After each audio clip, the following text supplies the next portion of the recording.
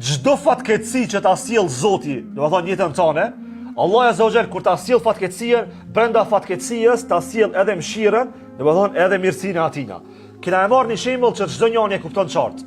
Kur Allahu Azza wa Jall e përcakton dikujt më ia çuni vdekje në familje, para se më ia çu vdekjen, antarëve të familjes ja u çon sabrin. Rabbul Alamin sa i mëshirshëm është. Domethënë, pasha madhrinë e Allahut, Zoti, edhe kur ta hidhrojsh ti shumë, nuk do me dënu Zoti, po të çon mëshirë edhe në qatë sprovën që ta çon.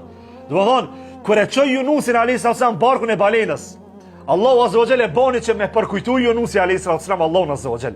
Për këtë arsye, edhe kur keni vdekje, kur keni sprova, ta dini se Allah ta çon sprovën, ama ta ka çu bashkë me sprovën edhe mëshirën. Se me bo me ardh veç sprova, si sprovë për Allahut Azza wa Jall, pa mëshirë dhe pa, domethënë mirësitë Allahut Azza wa Jall, asnjë prej krijesave s'kishte mujt me bajt sprovën Allahut Azza wa Jall. Është e rëndë sprova Allahut. Para mendone, Allahu Azza wa Jall me ta marrë vladin, edhe ti mos me pata të bindjen që kemi taku në xhennet, atë durimin që Allahu Azza wa Jall ja ushton, atë sabrin që o jep, gajretin që o jep besimtarëve që i sprovon, mos e pa që të gajretin shka banjeri. Vallahi i dalin ment. Domethënë Allahu Azza wa Jall bashkë me sprovën ta çon edhe kan edhe mëshirën e vet.